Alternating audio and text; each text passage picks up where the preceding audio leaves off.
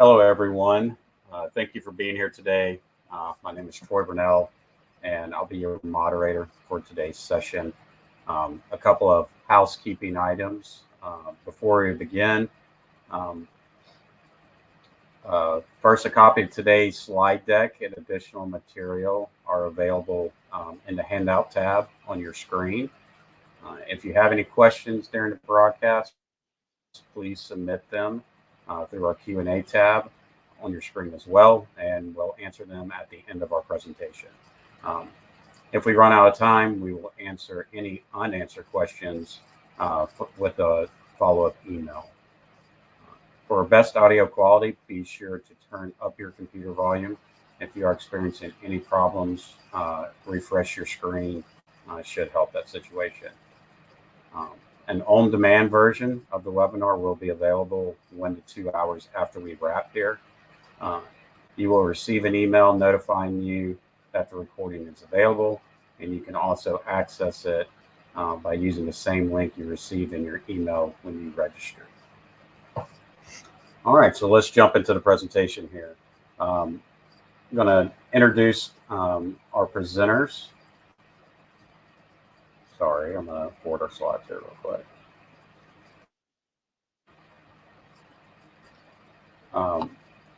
First presenter is Seth Kagan, is the Vice President and Head of Environmental Claims at Aspen Insurance. He is seasoned claims representative with experience handling claims within the U.S. and internationally. Our second presenter is David Grounds. David is a health and safety and environmental leader with over 22 years experience in the oil and gas industry, specializes in compliance, risk management, and operational safety. Myself, Troy Burnell, I'm a senior consultant at Antea Group with over 24 years of experience in environmental consulting, specializing in environmental emergency response, site remediation, risk assessments throughout North America.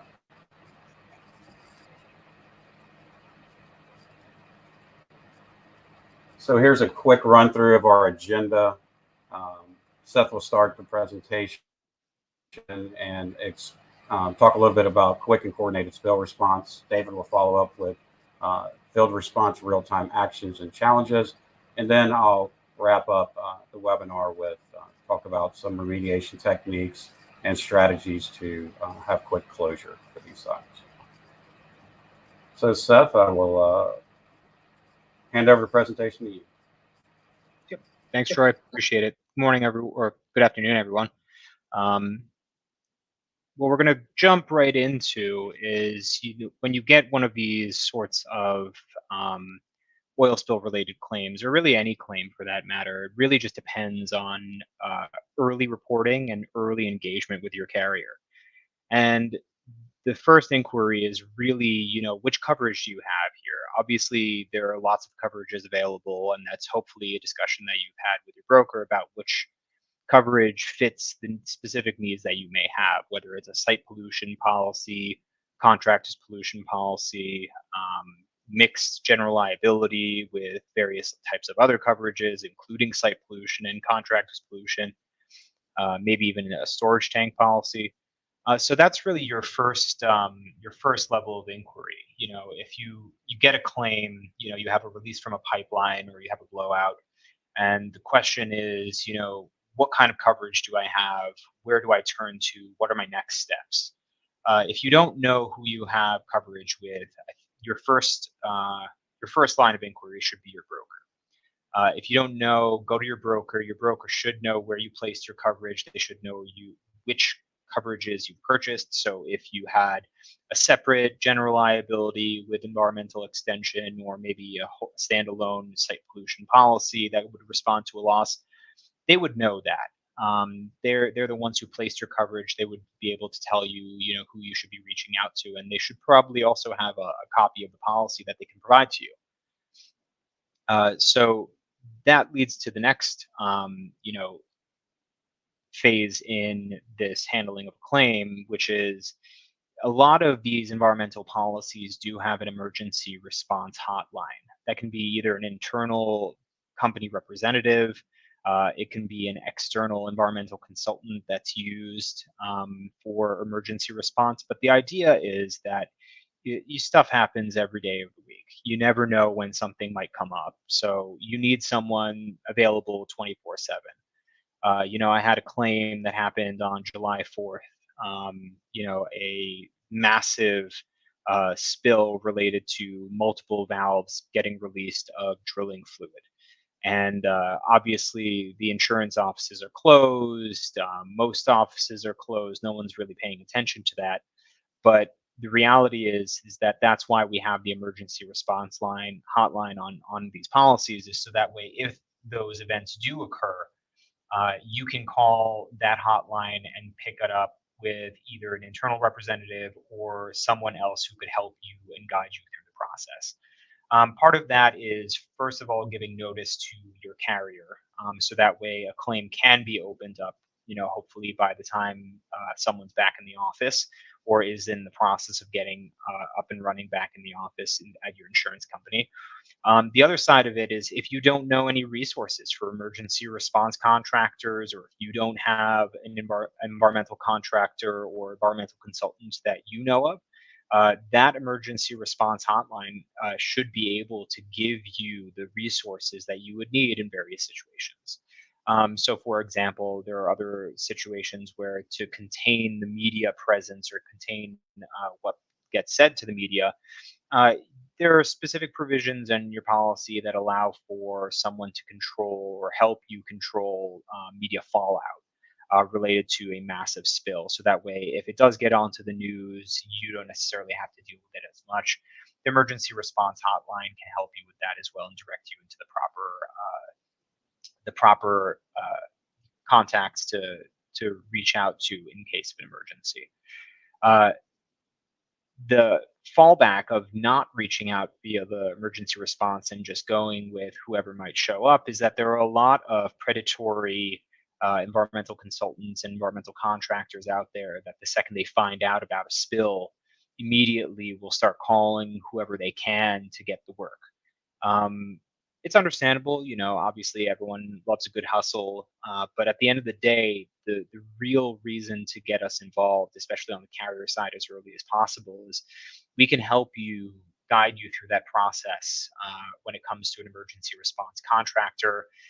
Make sure that their rates are okay. A lot of times, that because they're getting out there as emergency response, they tend to charge rates that would otherwise be, quite high comparatively, as opposed to if you got your carrier involved early and you tried to have that conversation, we could provide you with those additional resources and tell you, well, here are 3 different contractors in your area.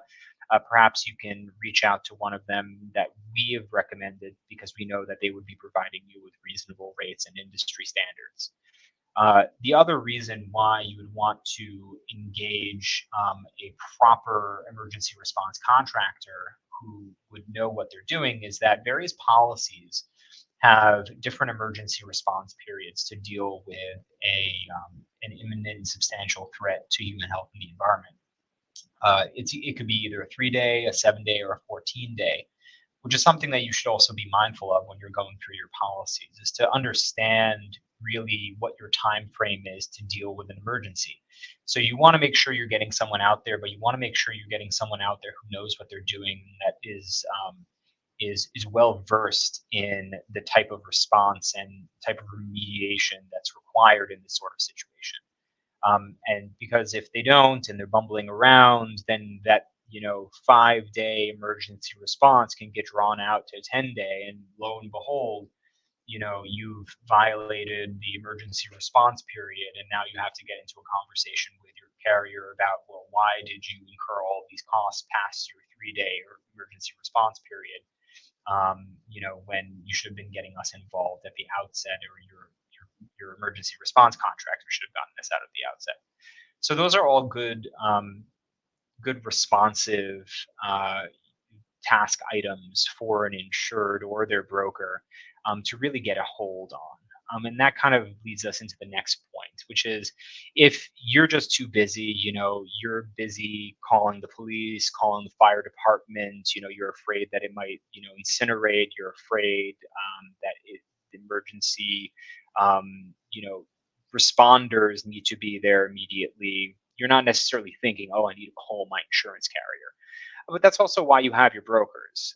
Your brokers are an intermediary, they're doing you a service. And so, really, if you don't have time to make that phone call to figure out, where your policy is and get all that information and then report it yourself, you can just shoot over a quick email to your broker and say, hey, listen, we just had emergency spill.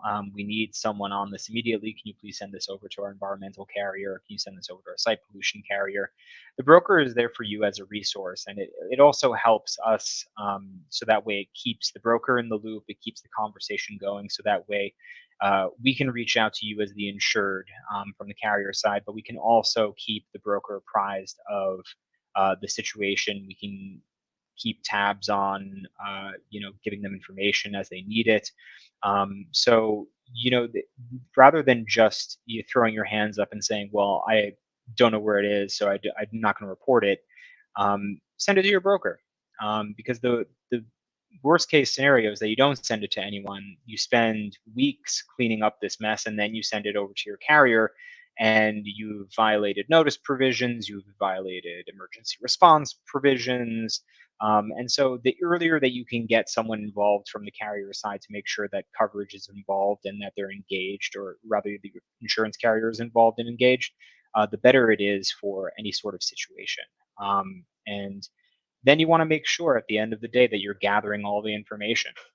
It's one thing to report a claim, but much like a car accident or a claim for damages to your car, you can't just say, oh, I have a damage to my car. You have to get an estimate, you have to get an appraisal, you have to go through a process, and you can provide that to your carrier for an evaluation of what sort of coverage is available and how they can help you out.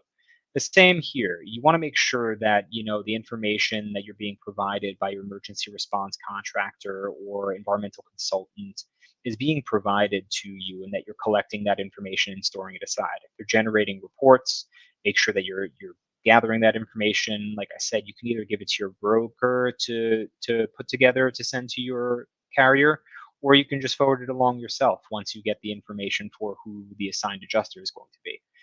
But the key to a seamless and easy claims process is early reporting, open and honest communication about what's happening, who's retained, when they started working, all that fun stuff. Because it keeps the conversation light, it keeps the conversation open, and it helps the carrier make sure that you're getting the coverage that you need for this situation, rather than hiding the ball, and then later on finding out that something might not be covered because you waited past the emergency response deadline, or you didn't get the necessary approvals for some sort of work.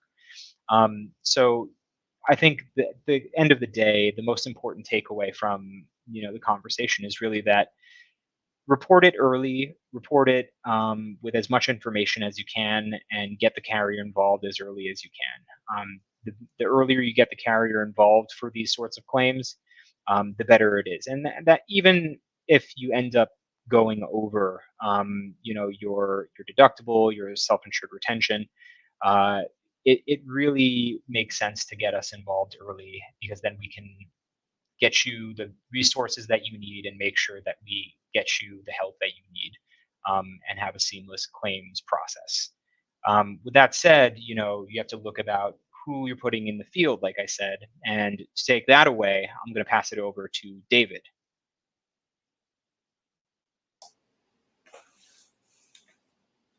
Good afternoon, everybody. Certainly one important element, I think, Seth, a good presentation. One very important element is what to do and how to respond in real time. It's easy to say you know what you're going to do, but practice makes perfect. Certainly having a plan put together, just like firefighters and police, they train on different, type scenarios all the time. And I think it's the same type of approach that you need to have when dealing with environmental releases that are out in the field. And certainly, having flow charts, flow diagrams, I think everybody has the big manuals, the big books, but just ensuring that you do have a process in place. We're going to go over certain different elements. Different companies do it different ways, but, some immediate actions for spill response, certainly first and foremost, stop the source, whether it's a valve that's failed, a tank that's failed, pipeline. There's a lot of different scenarios that you can play. And when you do your annual emergency response, certainly it's good to do tabletop drills to practice some of these things, because you never know how you're going to react whenever it actually occurs. And so, one key thing to always remember is, if you're going to stop the source, make sure that it's safe to do so. We will cover that here in a little bit.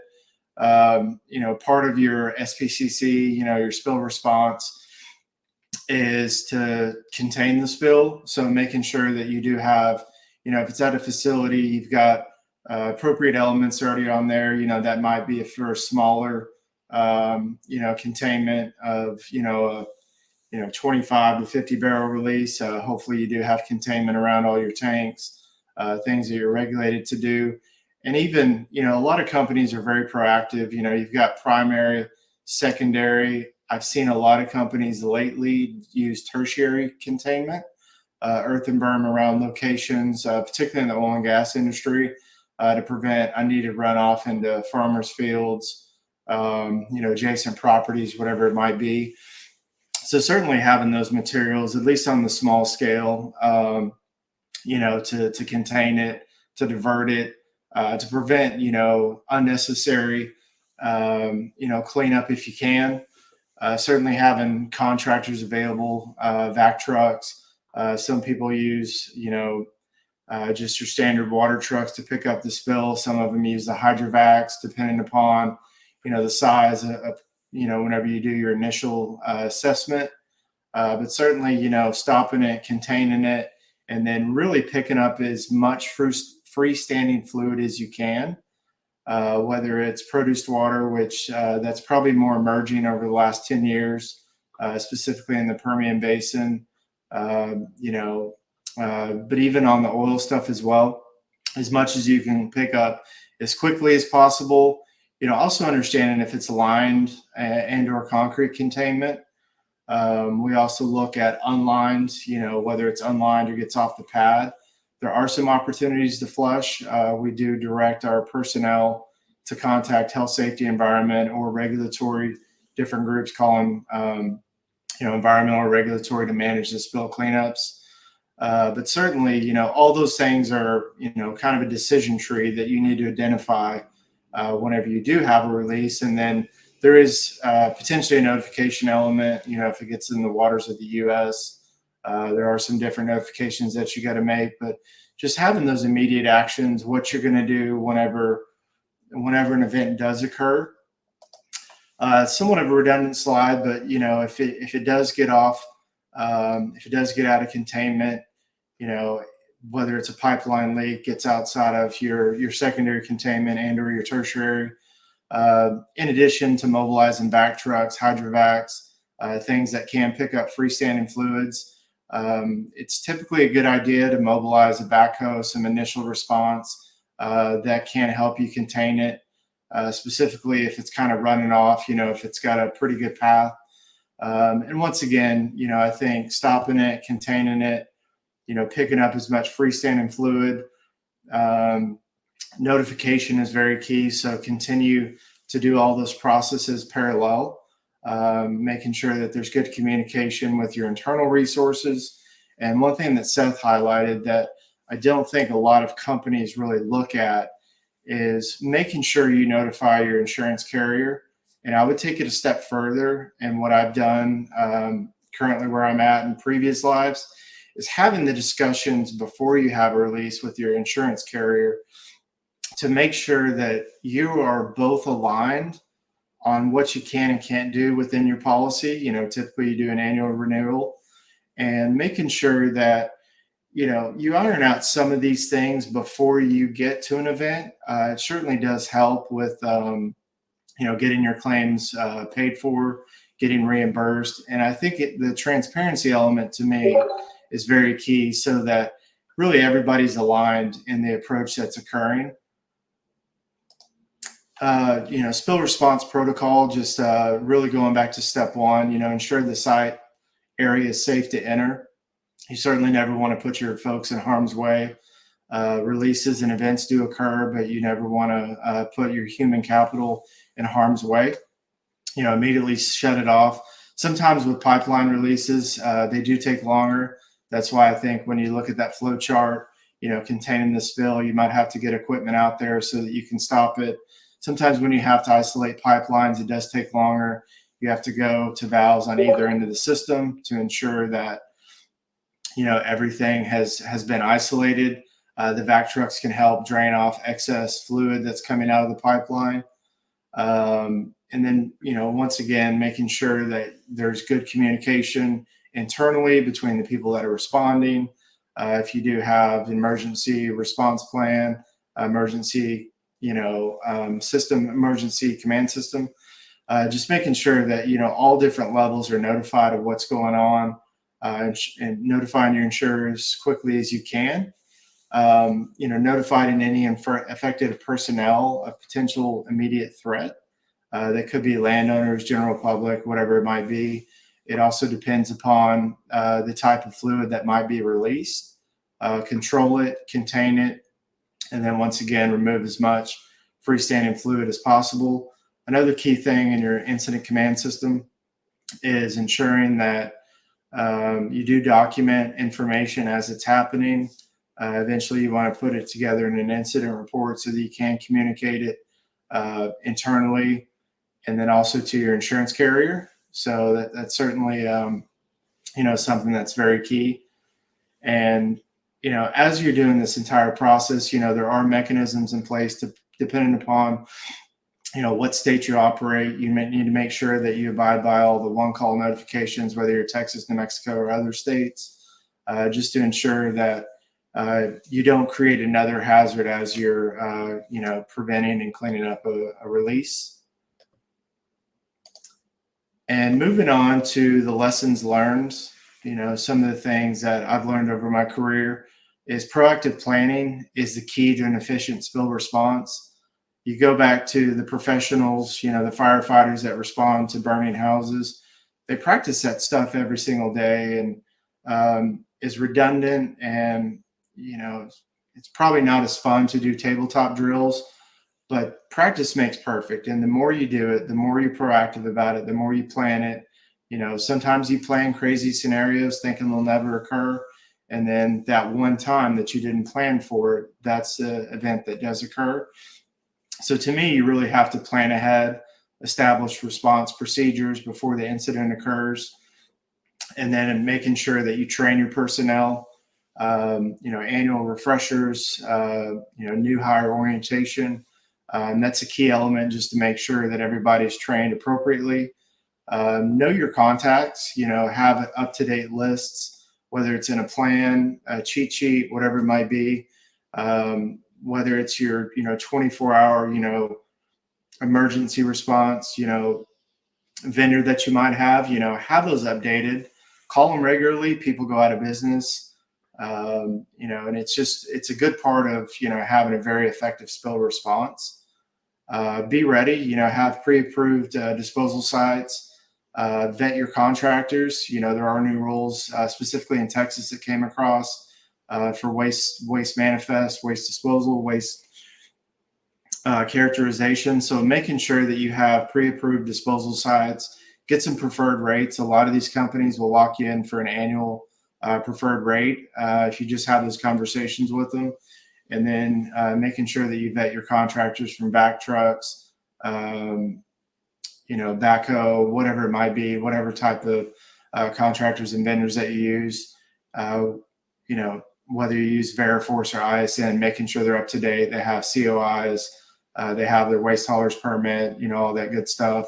Once again, that's just being proactive, being prepared, and then, to me, really the thing is execute, don't scramble. In the event that event does occur, make sure that you're prepared for it. Make sure your folks know what to do. Have different lines of leadership that can step in if individuals out are on vacation. They might not be able to be reached by phone. To me, it's just part of a well-orchestrated plan, is just to be very proactive and make sure that you can efficiently clean up the spill response. And just one last thing, things that have worked well for me over my career is making sure to have those conversations with your carrier so that within the policy limits what you can do in that initial emergency response cleanup, and then what you need to do going forward as far as getting approved vendors. You can even get some of your vendors pre-approved, depending upon your carrier. But I think that transparency, that level of communication, it's something we probably don't talk about enough, but I think that allows for a very good alignment with your carrier. So that's all I have, and I will turn it over to Troy. David, if you don't mind, I'll just hop in a second, because you brought up some really good points. One of them really is that conversation with your carrier ahead of time.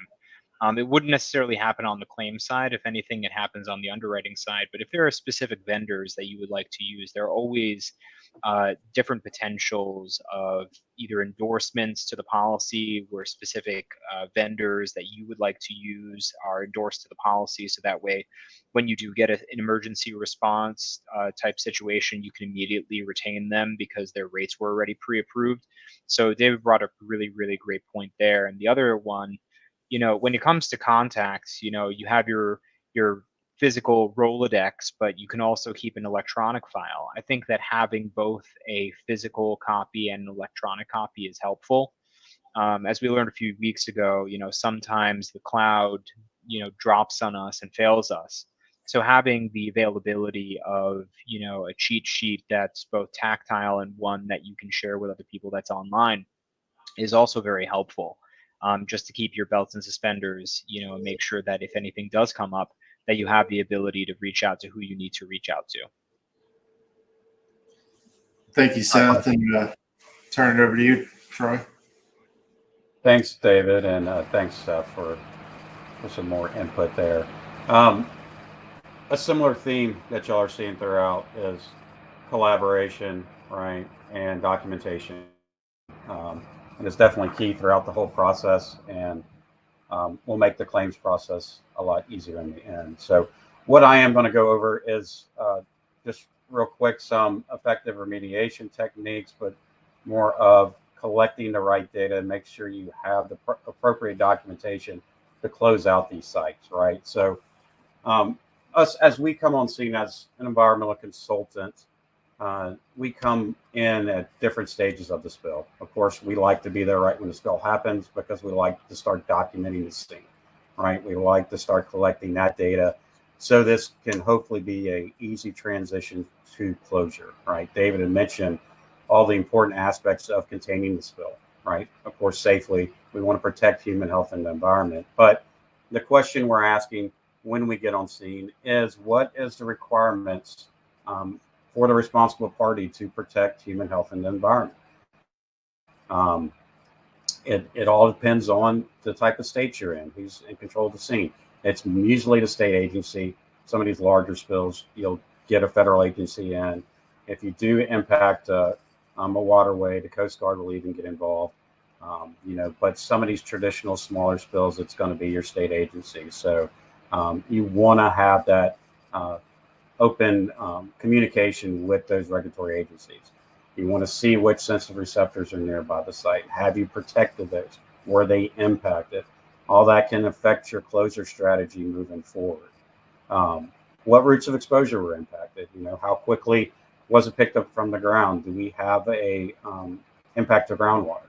Right? When we see an impact to groundwater in some states, that takes it out of the DNR and it moves it into your DEQ. And then different data is going to be required to be collected to get closure. Some things that your DNR or Railroad Commission are looking at are different analytical to close a site from a production standpoint than if you're impacting groundwater. Then you're looking for a longer constituent list to potentially get that closure of a groundwater source. And then as we look at what is remaining on site to whatever remediation selection or whatever remediation technique we're going to select, what is the access? Do we have access to get the equipment we need to successfully close out this site? Do we have to build roads? Are there wetlands in the area? How is the access? A lot of these sites you might have to go over rail. You might have to be working in a pipeline right away. All this seems pretty routine, but there's a cost associated with this. So how you effectively plan out your remediation strategy can affect your cost significantly. And then, of course, required permits.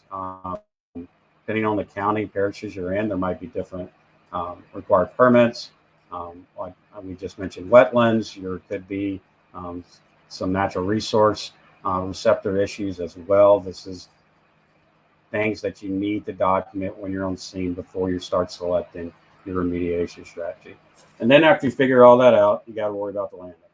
So majority of these sites are leased, but you need to be having that communication as an operator with your insured and with your landowner, because what your landowner wants might not be what is covered in the policy from your insured, right? So pristine for a landowner cleanup might not be reasonable for the insurance policy you have in place. So that's something to keep in mind.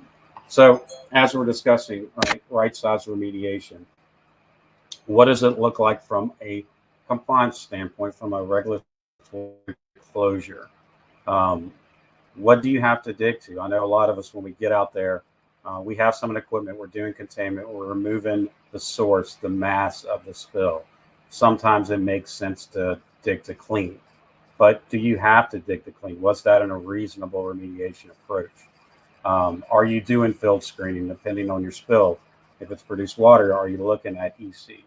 If it's a petroleum product and you can screen it with the PID, are you doing field screening to see if you're reaching that remediation endpoint?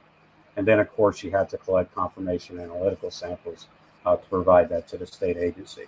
So it is some things to be looking at. You definitely never want to run out there and just dig until you can't see anything anymore. You're probably definitely over remediating the site. So you want to do some field screening assessments to make sure that you're not hauling out more than you have to. It's creating more costs. It's creating more waste. It's also putting a lot more waste on the road, so you have potential for more incidents, right? So, once you're on the scene, you might have to do some additional remediation. You might have to do spot remediation, but depending on your layout, if this is in West Texas, you got a lot of area to operate in. You've worked with the landowner. You can maybe spread some of this out, continue to land farm it, add some amendments. That sometimes is your best scenario and most cost effective. But if you're in Southern California and the middle of a lot of operations, a lot of even potential resident sensitive receptors nearby, you might have to go to a quicker approach to maybe more excavate some of this than land farm it for a period of time. So it's working with your contractors that the operator has selected and working with the insurance carriers to run that cost benefit analysis about what is your best remediation approach to protect human health and environment, of course, to achieve regulatory closure, but also what is most cost effective. And then when you come up with that approach, what we find is oversight and implementate, and is that plan being implemented properly? All right. So documentation, lots of photos, lots of documenting what are your contractors doing, looking at their daily burn rates. Was it the correct charge out rate? Was it based on a weekly rate? Was it based on an hourly rate?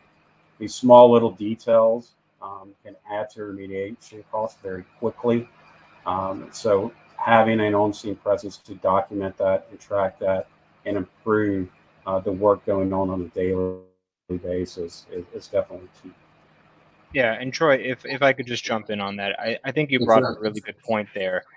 Part of what the carrier does in part of their evaluation of the claim is hire environmental consultants like Antea Group to assist them in that process. And what we're really doing in there is trying to help and assist the insured throughout this process, including making sure that, when it makes financial feasibility, we're looking out for making sure that you're getting charged daily rates as opposed to hourly rates. Sometimes contractors will come out there, they'll work for an hourly rate when they could have been charging you a daily rate because that's what they actually have available. But they thought that they could get away with charging you hourly rate instead of daily rate, or even weekly. Sometimes we've even gone through the process of the remediation and we've found that just buying the equipment would be less expensive than renting it out for a period of time. And it actually would have worked out for the insured to just buy the equipment anyway, just in case they had similar issues in the future. So in those situations, it's really helpful for the carrier to have an Antea Group to guide us in that process, as well as guide the insured in that process, because then we can all have an open conversation about what makes the most financial sense and what actually does benefit everyone. So, for example, like I said, in a situation where it would have been cheaper to buy the equipment as opposed to renting it for hours or days, we can have that conversation early, and then we can take care of it early, and then you can continue on with the remediation. So this is a perfect slide for it because that's all about collaboration. Right. No, for sure. And yes, thanks, Seth. And that's kind of the whole key about the presentation is quick response, collaboration between the carrier operator and regulatory agencies, right? To respond quickly, protect human health and environment, and close the site out. And with close the site out. So we're kind of up on time here, and I want to save some time for some questions. So we got probably a little over 5 minutes. And sorry, our moderator had some technical difficulties, so I'm kind of stepping in for moderator. So please just bear with me here a second. So if I can, let me have a question here for Seth, if you don't mind. Seth, how can operators and consultants better align with insurers from the moment of a spill is identified? I think you've kind of answered this. If you want to elaborate on that a little more. Sure. Like I was talking about before, it's really about getting the conversation started early. The best way is to get your team together. And I think David was touching on this a little bit as well, is the earlier you can get your team together, whether it's, your broker, your carrier, your environmental consultant, your emergency response contractor, if you can get them all aligned, all on the email chain together, open that communication, open the free flow of information, the better claims process everyone will have, because you don't have a carrier chasing you for information. They're already on that chain. You don't have consultants wondering whether or not your contractor has done something or done any other work on it. So the key is really to just get it started early, get it started as a group. And if that means having a phone call, a conference call, touch base, that's totally fine. I like having conference calls because it helps to, first of all, meet everyone face to face as much as we can. But then also set up a rapport for everyone. So that's all. I mean, the strategy here is collaboration early on, is communication. Yeah, and one thing to add on to that, Seth, one of the things I've done in the past, working with our insurers and underwriters, is you might have, say a deductible of $500,000. It's setting an internal guidance that you'll, pre-notify if you think the spill is going to go over $100,000. And that keeps them in the loop to say, hey, we've set the benchmark really low. This is an information only notification, but y'all know about it. If anything materializes, if we think it's going to encroach up, we'll certainly keep you notified. But that's worked really well for me. That it creates a lot of transparency and trust. And where I'm currently at, we internalize a lot of our spill cleanup, And the other thing that we do that we've found that's paid quite a few dividends is we bid out to 10 to 15 contractors internally. And we also do tiered bidding. If we're going to excavate, 1,000, 2,000, 3,000 cubic yards of soil, we also have tiered pricing that we have coming in our bid. So to your point earlier, hourly versus daily, we actually do it by soil or material that's removed. And that's one thing that we've seen some bids where we've saved 66% by using, bidding out to multiple contractors and then going to a tiered style bidding. So, for me, once again, being proactive with your insurer, kind of setting some internal protocols, guidance to create trust and transparency, and then going into some of the tiered bidding with multiple contractors, that seemed to work pretty well for cost savings, and to Troy's point earlier, to protect human health and the environment. Yeah, thanks, David. We got a couple of more minutes here, and for you, David, and you've touched on some of this, but is there anything else you've learned from your years of managing spill events that could help teams be more proactive so they're more efficient? One of the things that I've seen kind of across the board, generally speaking, is whenever a release occurs, sometimes you don't have the right individuals that are responsible for it. And the longer you let fluid sit on the ground, the longer it has an opportunity to go deeper down into the earth. And I can't stress it enough that the quicker you get vac trucks, the quicker you start to remove some of that freestanding fluid, the less your remediation costs are going to be. I've seen it in my previous life to where they would just kind of stare at it and say, we'll get to it later this week. And that's not really a good proactive measure. It does have time, specifically produced water to really, dig down deeper into the soil to where you have to excavate, not just 1 foot, but then it becomes 3 to 4 feet. And so to me, it's really having the right individuals that whenever you do have a response or a spill, you have a very quick, rapid response. And that's one thing that I've seen pay quite a few dividends from a cost perspective. You reduce the impact of the environment. It's just really getting on it and having the right people in those positions. Thanks, David. And we got an interesting question from the audience. I want to try to get in here before we run out of time. And Seth, I think you can take this one. Is it reasonable to request the carrier provide a claim specialist to attend a tabletop drill on occasion? I think it's a very good question. Yeah, it's a good question. I wouldn't necessarily say that it's a claim specialist who would come out there. Most likely, we would hire an environmental consultant because obviously claims consultant or claim specialists are in specific locations and specific offices. So, for example, Chicago, New York, Los Angeles, wherever they sit. So, coming out to a well might not be, or tabletop drill. May not be the best for them, or might not be feasible for them. But what we can always do, and this is another conversation that can be had with the underwriter, is if you know that you're going to drill a new well, you know that you're going to take any sort of action, you can discuss it with them, and then that could be something that you can have on on the carrier's expense, which is having someone come out there. And that's beneficial for the underwriter because they understand what your operations are. They can get a better sense of it. Because if we do hire Antea, for example, to go out there and take a look, they would provide us with a report of, what the conditions are on site, what protocols were used, all that good stuff. So it might be a beneficial thing to discuss with either your underwriter, if you have contact with them, or if you already have a claim, the claim specialist.